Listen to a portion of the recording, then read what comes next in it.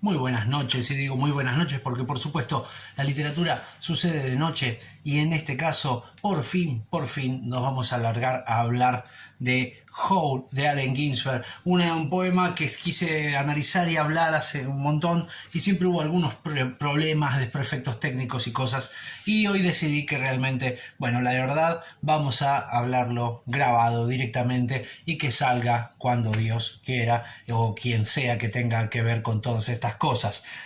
¿No? Las costumbres que uno tiene de decir Dios quiera cuando no cree en nada. Pero bueno, no importa. Así estamos colonizados, ¿ven? Así estamos ocupadas la mente. Vamos a tomar unos mates porque estamos de tarde en una noche calurosa y hoy lo que me interesaba hablar era empezar a dar la introducción que ya hicimos una vez, pero como éramos poquitos dije, bueno, no, vamos a hacerla para que la puedan aprovechar todos y puedan verla mucha más gente y pueda aprovechar mucha más gente de la lectura de este poema Howl de Allen Ginsberg. ¿Sí? Acá lo van a ver medio oculto, ¿viste? Se hace la cámara.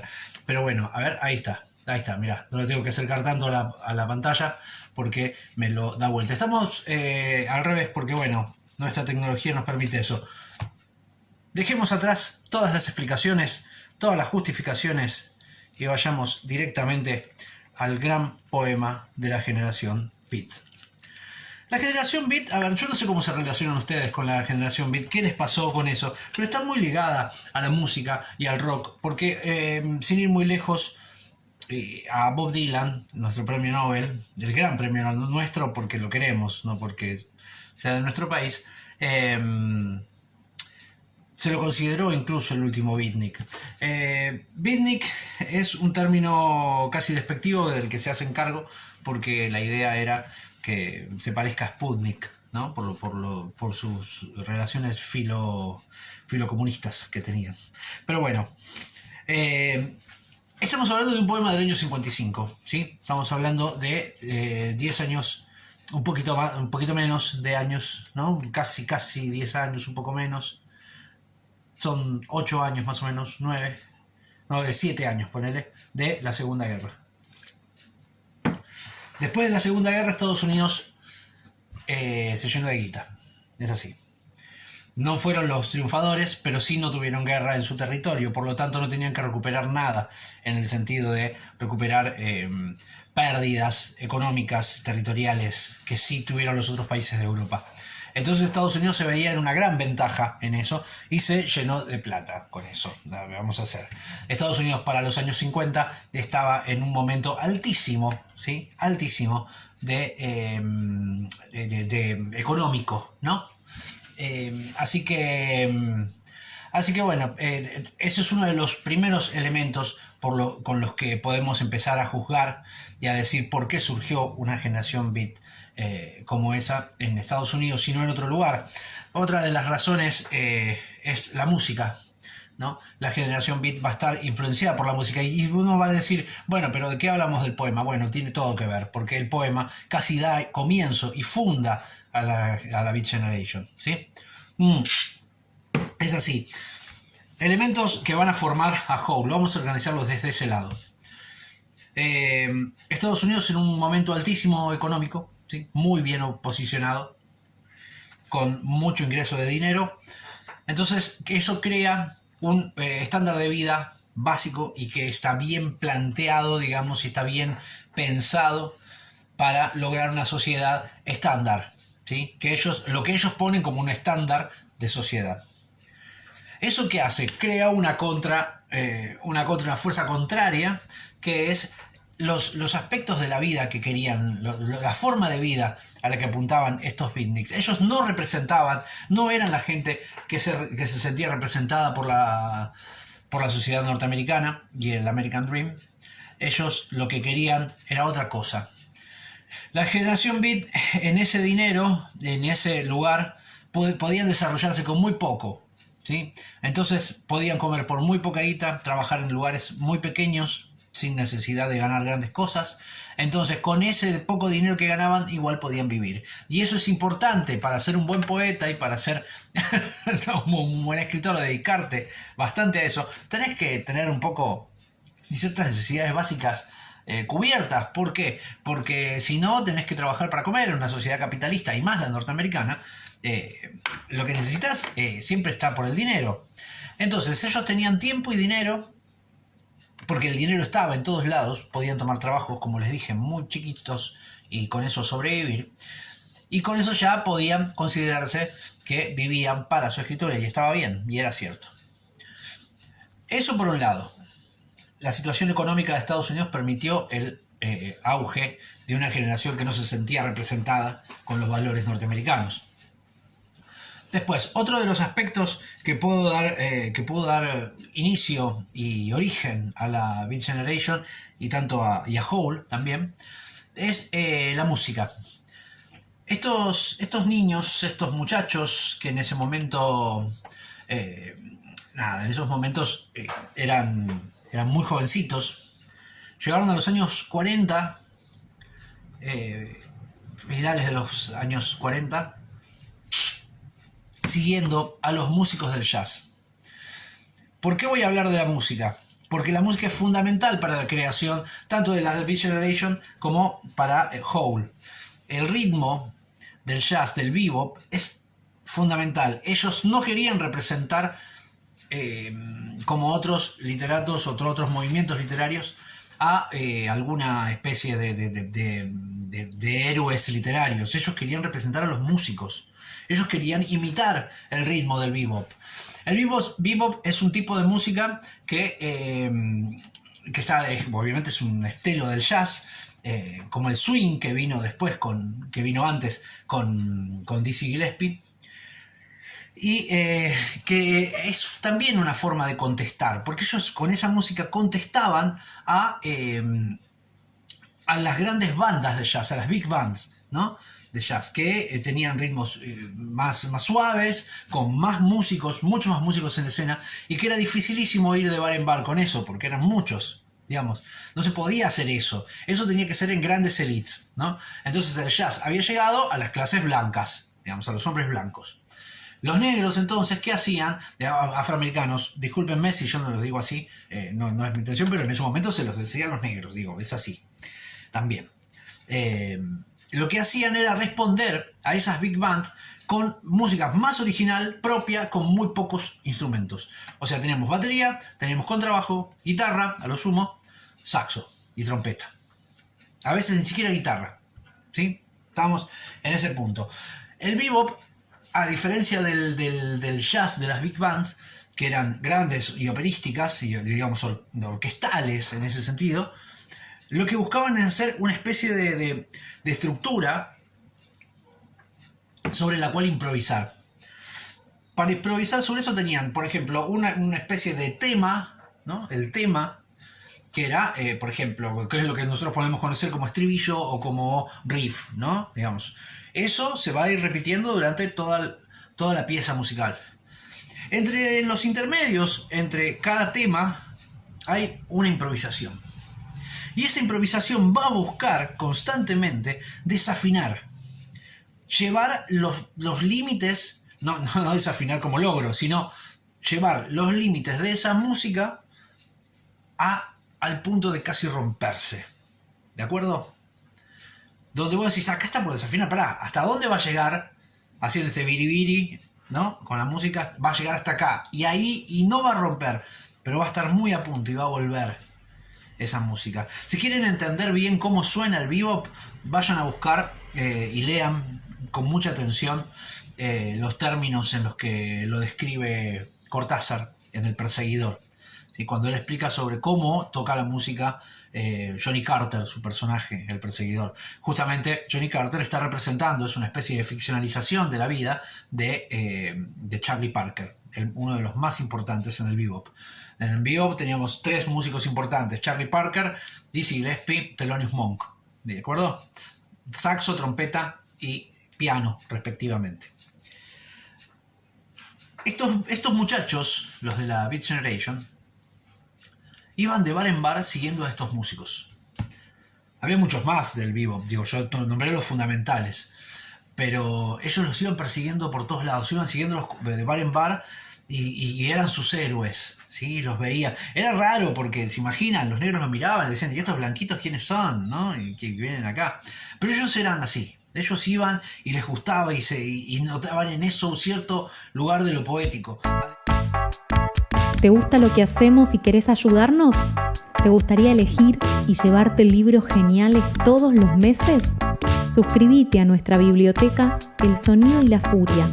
Por una suscripción mínima te llevas un libro a elección todos los meses.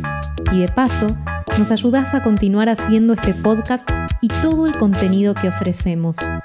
Además, formarás parte de una comunidad que recibe una newsletter todas las semanas con contenido exclusivo.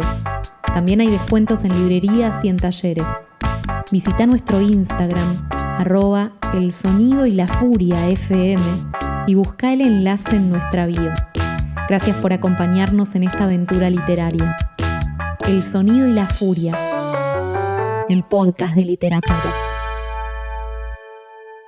Además, estos músicos eran muy perseguidos por la policía, por la gente que buscaba, por la policía, por sobre todo porque buscaban que dejen de drogarse, porque había una persecución sobre las drogas muy fuerte.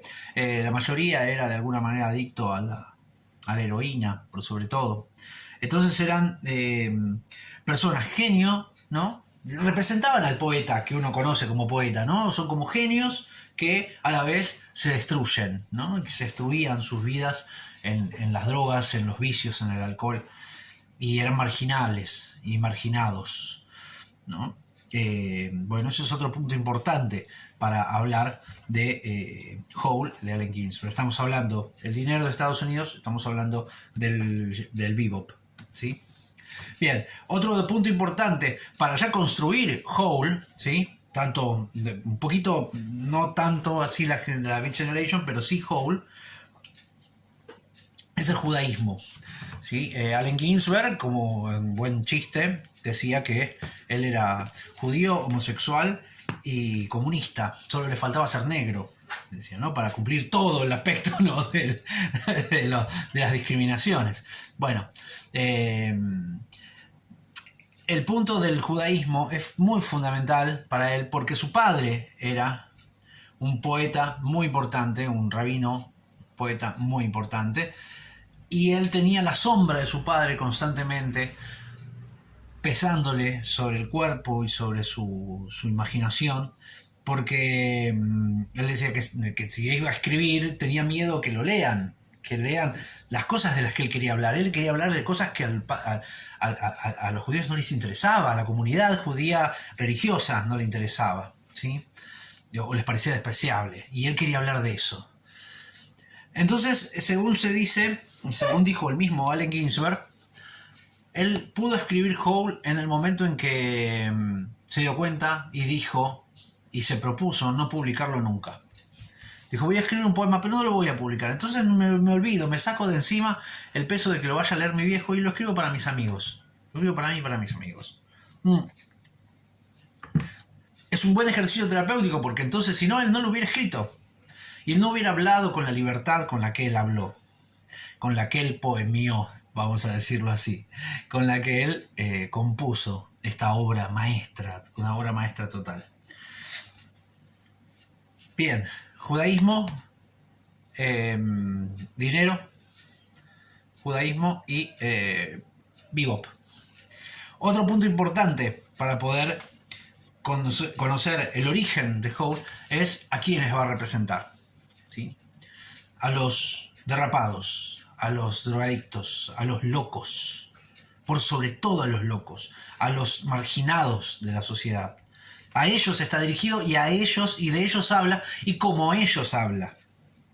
Si no es un poema que esté dirigido a la academia, no está mirando a la academia, no está mirando ni a la academia judaica ni a la academia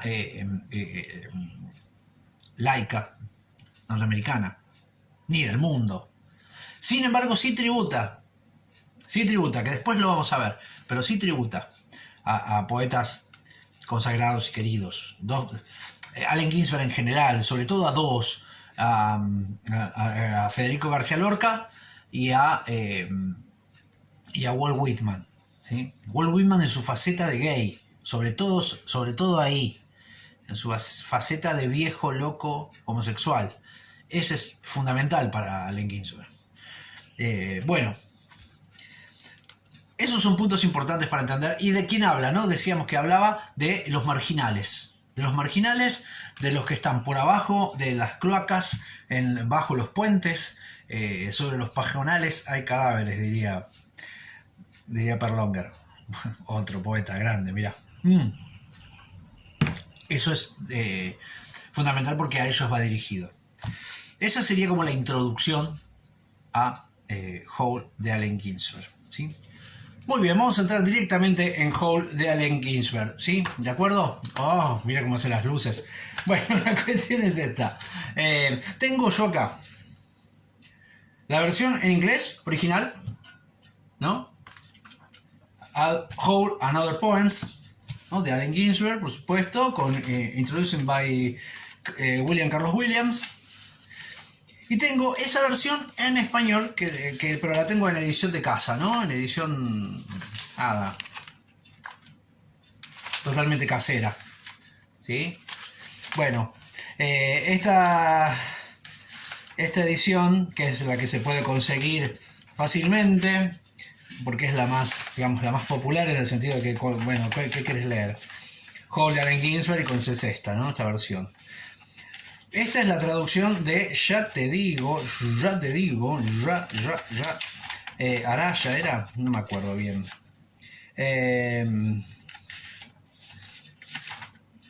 Bueno, no lo tengo acá. No importa. Howl de Allen Ginsberg. Acá está, perdón. José Vicente Anaya es José Vicente Anaya. Es el traductor, como verán, ¿sí? Ahí está, se va y se viene a la luz. Pero también tengo esta traducción, la que hace para ediciones de Coligüe, Musarisca, poesía, Coligüe, ¿sí? Beat Generation, ¿no? Poesía, Beat. Hacen este recopilatorio en donde hay varios, ¿no? Donde hay varios poetas de la generación Beat que tienen sus textos acá. Ginsberg incluso, bueno, Ginsberg tiene un par acá, digo, Kerouac, Ferlinghetti, Corso, varios de ellos, ¿sí? Y esta traducción es de Elvio Gandolfo, ¿sí? Elvio Gandolfo. No quiero... A ver, ahí está, ahí no tapa. Elvio Gandolfo. Ahí está. Bien, Elvio Gandolfo. Vamos a alargarnos. Bueno, antes que nada, sepan que para el juicio de la mayoría de los críticos y tales, la generación Beat tiene 3 pilares fundamentales. Son los que no se pueden eludir si uno habla de la Beat Generation. Y es que son Allen Ginsberg, Jack Kerouac y William Burroughs, ¿sí? Los dos... Allen Ginsberg a mí me gusta muchísimo, me parece uno de los mejores de esos 3. Y Burroughs es otra cosa, está por allá, hace otra cosa. Burroughs es muy diferente, ¿sí? En algún momento podremos hacer una lectura en conjunto de Almuerzo Desnudo, ¿sí? Como para que hablemos de William Burroughs. Lectura difícil también. Bueno, Howl, de Allen Ginsberg. Uno de los comienzos más conocidos de la literatura mundial, porque este poema, que está dividido en 4 partes, vamos a ver ahora la primera, ¿sí? Es tan conocido que incluso hasta los Simpsons lo han parodiado, por supuesto, como todo lo han parodiado los Simpsons. El poema dice, uno lo puede incluso buscar en YouTube si quieren, ¿no? Vamos a buscarlo como para escucharlo así, medio de fondo, ¿sí? Donde Allen Ginsberg, Howl, vamos a poner así, y uno lo puede escuchar, ¿no? Como leía él incluso, así que eso es interesante, ¿no? Como leía él, ¿no? Y tiene este final, bueno, acá lo están pasando como el de la película, que me gusta también, ¿no? Pero no es el que estoy buscando yo en este momento. Ahí está la voz de él también, leyéndolo. A ver. Ahí está. I saw the best minds of my generation destroyed by madness. Starving, hysterical, naked. Bueno, eso es por un lado. Dice, I saw the best mind of my generation destroyed by madness, starving, hysterical, naked, dragging themselves through the negro street at dawn, looking for an angry fix. Bien, ¿estamos? El que entendió inglés más o menos sabe lo que quiere decir, pero ahora vamos a ir sobre la traducción. Anaya, ¿qué dice? ¿Qué dice acá? Dice, ¿no? Dijo, bueno, vamos a traducir esto. Y dice, yo vi las mejores mentes de mi generación destruidas por la locura, sufriendo fríos, hambre, histéricas, desnudas. Dragándose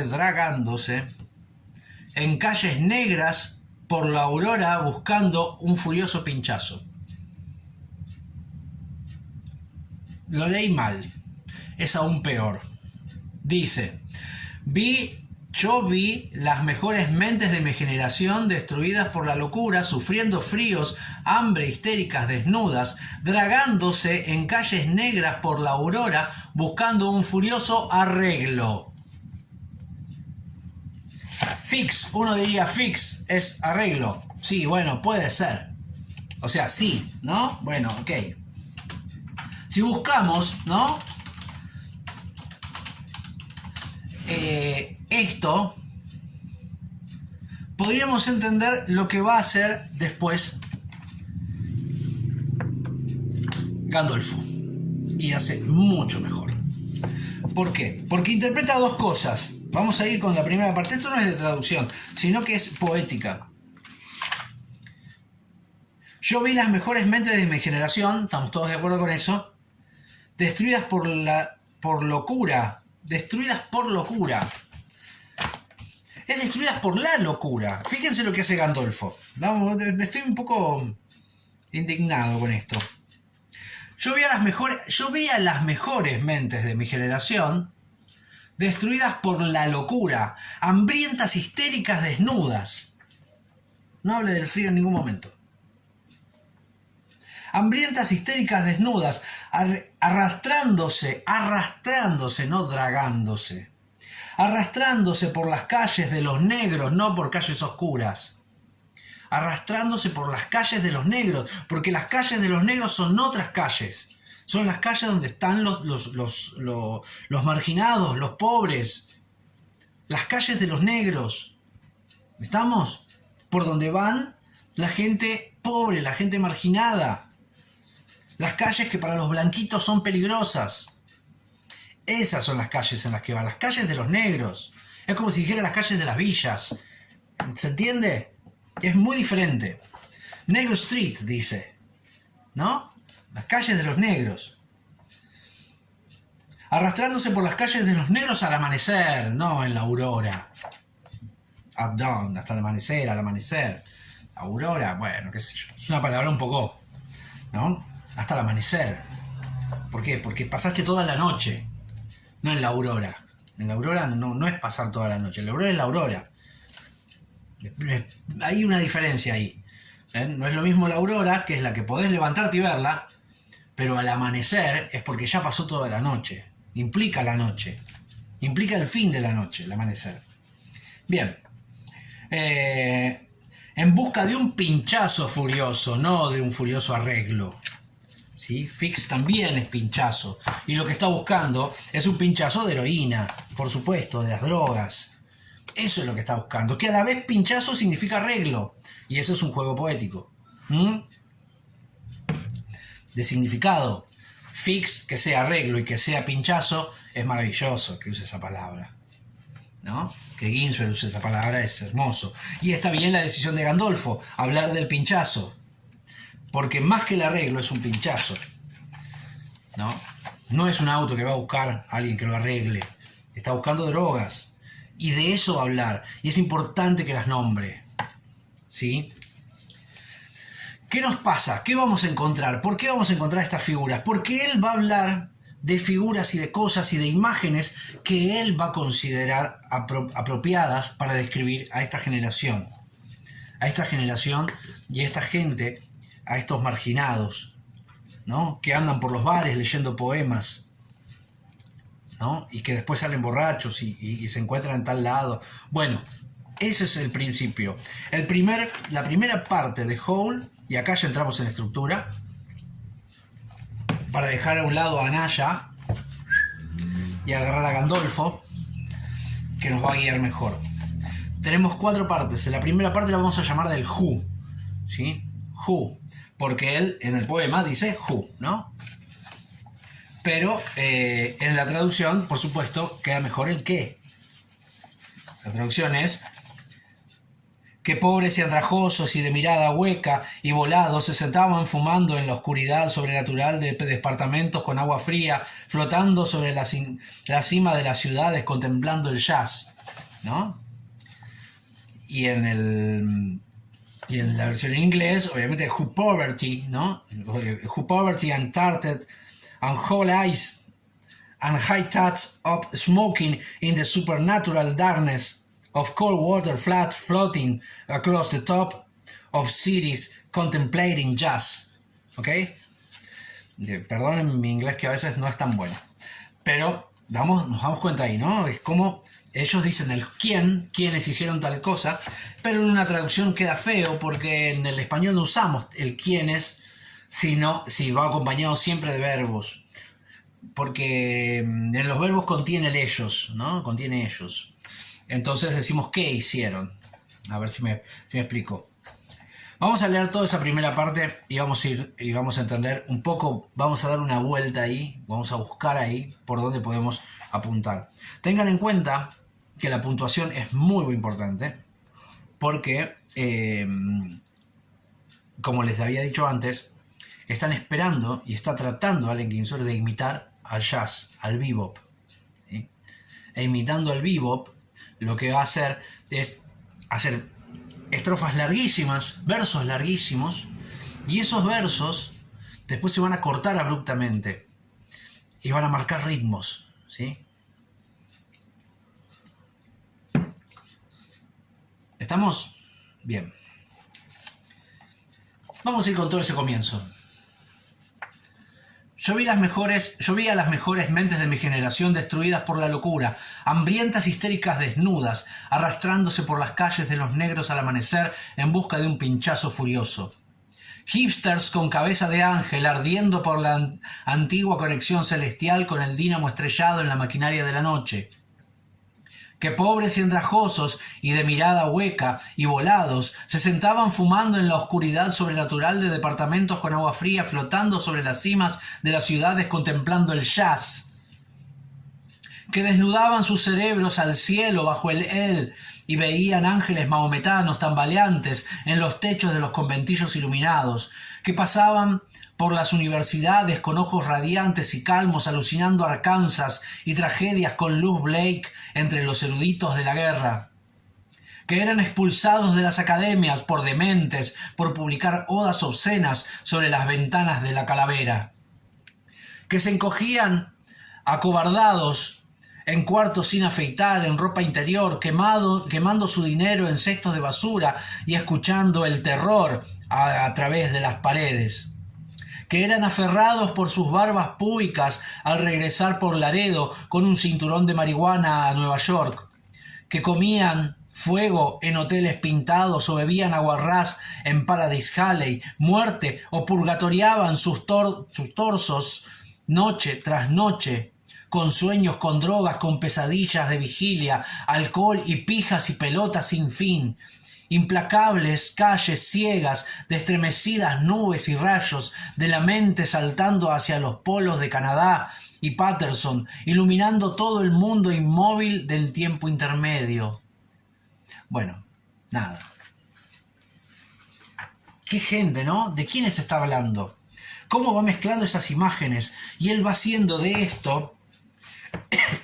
Él llamaba a estos locos poetas tirados los hipsters. Ellos eran hipsters, no los hipsters que uno hoy entiende de hipsters, sino este tipo de hipsters, ¿sí? Estos hipsters son otros, son locos, son gente vagabunda, son pobres, son arruinados, son los quebrados. Ellos representan para Ginsberg la poesía. Y ellos son las mejores mentes de su generación. Él está hablando de ellos, que también es él, de alguna manera también es él, y él quiere ser ellos, y los admira y los ama. Hay mucho de visión de amor y angélico en esto. Habla mucho de la idea de volverlos santos a estas personas que están apartadas del sistema. Son santos, porque no están corrompidos, porque no están invadidos con el pensamiento de la sociedad norteamericana, porque están en otra cosa, y ellos ven el universo de otra manera. A esa gente él les dedica Howl, ¿no? Que por otro lado, como para que entremos, si se les van ocurriendo preguntas o cosas, pónganlas abajo que las vamos a ir comentando, ¿sí? Pónganlas abajo en los comentarios que iremos comentando. Por cierto, si les va gustando, pónganle me gusta, ¿sí? Compartan y toda la gilada que sabemos que hay que hacer para que nos den pelota también, así que no es tan gilada, esto es importante, por favor. Si pueden, me gusten, compartan. Bien. Hay muchísimo para comentar solamente de esta parte. Él va a ir armando y desarmando todo este mundo de los quiénes, ¿no? De a quiénes está dedicado este poema. ¿Quiénes son esos que él los vio destruidos por la locura? ¿No? ¿Quiénes son estos olvidados? ¿Quiénes son? Bueno, los está describiendo, ¿no? Y los describe con una mirada bendita, angelical. No es una generación no religiosa. Es una generación, un grupo de escritores muy religioso en algún punto. Muy religioso en el sentido de que ellos van a tratar de ver con una visión santa, una visión mágica, ¿sí? Trascendente por sobre todo. La trascendencia es importante para ellos. Lo va a hacer para Kerouac, por otro lado. Vimos a los lugares que describe, ¿no? Hay otro error en Anaya, en algún momento cuando dice con sueños, con drogas, con pesadillas de vigilia, alcohol y pijas y pelotas sin fin. Anaya dice y bailes sin fin, ¿no? Digo, no sé por qué se le ocurrió que Balls era vals, ¿no? Que era bailar, no. Si hay pijas hay pelotas, digo, es las dos. La imagen junta, ¿no? Y él me hace acordar mucho el poema de Urdapilleta, ¿no? Las pijas se llama. Búsquenlo, es hermoso, ¿no? Es genial. Las pijas de Urdapilleta. Bueno, él arma toda esta idea, ¿no? De ese lugar alucinado, brillante y a la vez terrorífico, ¿no? De ver a estas personas que duermen tiradas en el suelo, en los departamentos olvidados de conventillos, de lugares marginales, ¿sí? Que quemaban el dinero en cestos de basura, ¿no? Que quemaban en las papeleras, ¿no? En los tachitos de papeles. Ahí quemaban la guita porque de alguna manera no les importaba, estaban hablando de otra cosa. Ellos vivían otro mundo. Ellos que pasaban noches enteras conversando, eso también, hay personajes así. Y va a ir mezclando estos personajes y estas cosas. Hay anotaciones que les podría decir. No, tragedia de Luz Blake, ¿no? Es un poco eso también. Está bastante bien traducido eso. Hablar de William Blake, acá. Está hablando de William Blake. ¿No? La luz con la que William Blake mira las cosas. Es un poco esa idea, ¿no? Tragedia con la luz que pone William Blake para mirar las cosas, ¿no? Hay de todo en esas partes. Cómo van vagabundeando y paseando estos locos, estos marginales, ¿no? Es largo esa parte, es un poco. Vayan agarrándolo con cuidado, despacito, lean cada uno, dense cuenta de los ritmos que van teniendo, ¿sí? Quiero notar ese mismo verso Drugs, que dice en inglés, como para darles, anótenlo ahí, subrayen ese verso, subrayen el verso del comienzo, lo del fix, después subrayen lo de hipsters, ¿no? Hipsters. A ver si lo encuentro, donde Pressure the Soul y the Soul Talk, no. Who changed themselves, the subway, no, eso es antes.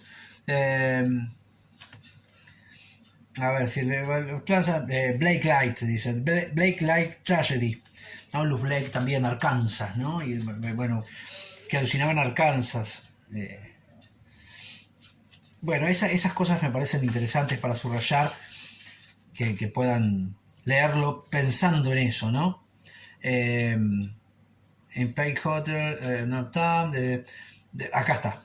Dice: Who ate fire in Pike Hotels or drank turpentine in turpentine, ¿no? Turpentine, una cosa así. En Paradise Alley, dead or purgatoria, no, purgatoriaban. Purgatoriaban es un invento de palabra, ¿no?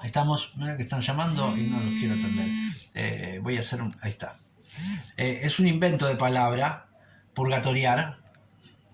Y purgatoriar quiere decir ser pasado por el purgatorio, ¿no? Hacerte pasar por el purgatorio. O hacer. El purgatorio es ese lugar donde vos podés ascender al cielo, pero tenés que sacrificarte, tenés que ser castigado hasta que purgues, para que te saques de encima los pecados, ¿no? Esa idea de purgatorio. Entonces purgatoriaban. Bien, ¿dónde están? Purgatorian their torsos night after night, ¿no? Purgatoriaban sus torsos, como que se lastimaban, ¿no? Esa idea. With dream, with drugs, with walking nightmares, alcohol and cokes and endless balls. Bien, volvemos.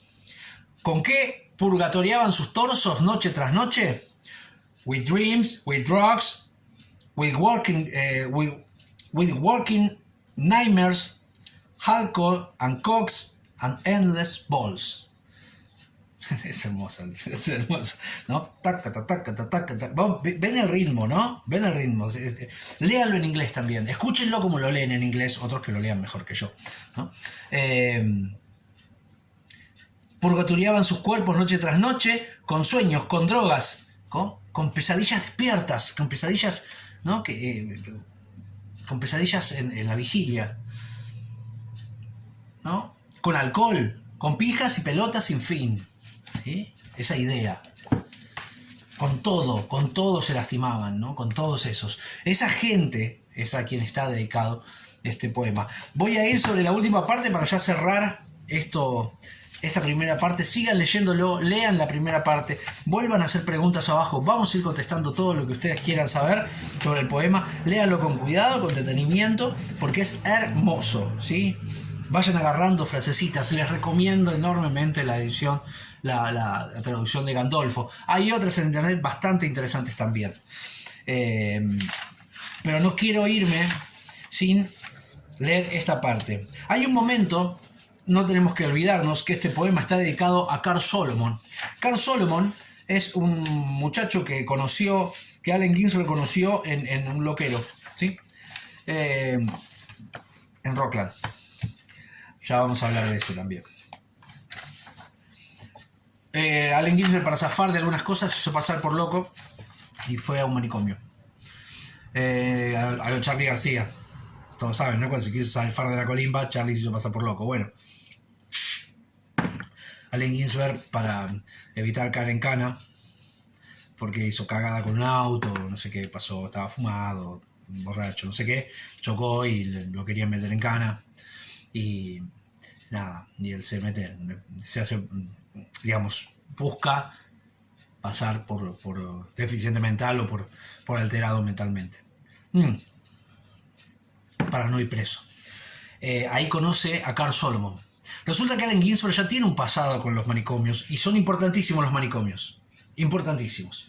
Porque para Allen Ginsberg, que tuvo a su madre que murió en un manicomio, que le daban electroshock, increíble lo de la técnica del electroshock, busquen qué carajo hacían en ese momento con los locos, algo que todavía no se solucionó del todo. ¿Qué pasa con la gente con las enfermedades mentales, los hospitales, ¿no? Los tratamientos, las drogas que se usa para eso?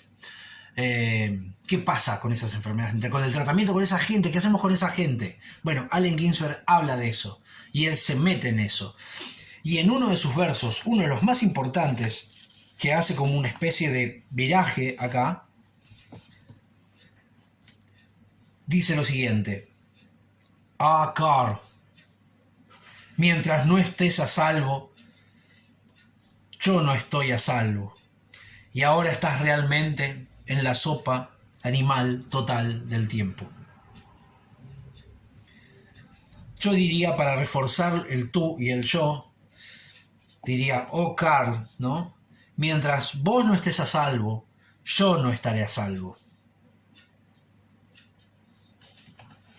Y ahora estás realmente en la sopa total animal del tiempo, ¿no? ¿Por qué haría ese punto en marcar el yo y el tú, aunque sea repetitivo en español? Porque lo que nos está diciendo acá, podemos interpretar y podemos deducir de acá y tomar de lo que está diciendo Allen Ginsberg ahí, es que Carl Solomon es el destino de la humanidad. Dice Carl, cuando vos no estés, hasta que vos no estés a salvo, yo no voy a estar a salvo. Yo no voy a estar bien. ¿Y quién es el yo? Es la voz poética. ¿Es Allen Ginsberg? No, es la voz poética. Y si es la voz poética, también podemos ser nosotros.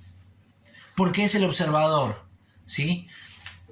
De alguna manera, podemos ver en todo esto cómo en Carl Solomon se concentra el futuro de una humanidad.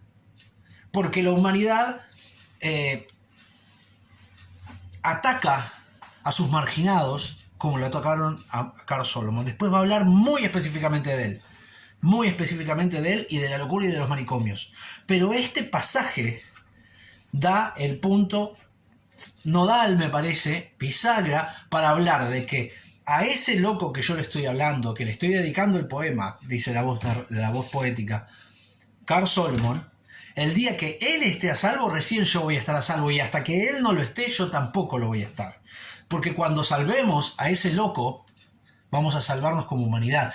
Es como eso, es ir al fondo de eso. Es importantísimo eso. Hasta que no podamos salvar a Carl Solomon, no vamos a salvarnos como humanidad. Porque él va a repetir, y después lo vamos a ver cómo refuerza esta idea con la tercera parte del poema, que es I With You en Rockland. Vamos a ver cómo Carl Solomon representa eso, ¿sí? Repito, representa su bienestar, representa... O sea, Carl Solomon representa el futuro de la humanidad. Hasta que él no esté a salvo, nosotros no vamos a estar a salvo, ¿no? Y estar en esta sopa total animal del tiempo, ¿no? Fíjense la imagen. Sopa total animal del tiempo, sopa animal total del tiempo. Fuertísima esta cosa, ¿no? Esta masa irracional, cruel, ¿no? Todos metidos ahí. Estás ahí ahora, donde te van a comer, porque es una sopa, te van a tomar, ¿sí? Con esta idea me quiero ir de esta primera parte de Howl. Espero que les haya gustado. Por favor, síganos en nuestras redes sociales. Vayan al Sonido de la Furia FM en Instagram. Síganos en nuestro canal. Pongan me gusta. Todo lo que ustedes saben. La próxima, lean la segunda parte. La segunda parte es Moloch. Vamos a conseguir la segunda parte, vamos a seguir en la segunda parte con Moloch. Se les van a caer las medias. Si les quedaron dudas con esto, escríbanlo abajo, pónganlo en la casilla de mensajes, pónganme todos los mensajes que quieran, lo que quieran decir, lo que quieran criticar, si entendieron, si no entendieron, ¿sí? Después vamos a seguir y vamos a explicar algunas cosas más cuando estemos en la parte de Moloch. Así que por ahora los dejo. Gracias por estar ahí. Namaste, diría. Algo de maometano hay en todo esto de de los beatniks, así que de budismo hay algo de eso. Así que bueno, les mando un abrazo, gracias por estar ahí, lean mucho, escuchen mucha música y si se animan, escriban. Esto fue todo por hoy. En la conducción, Matías Pertini y Luis Alexis Leiva. Producción general, El Sonido y la Furia. Voz artística, Cecilia Bona. Gracias por habernos escuchado. Hasta el próximo episodio.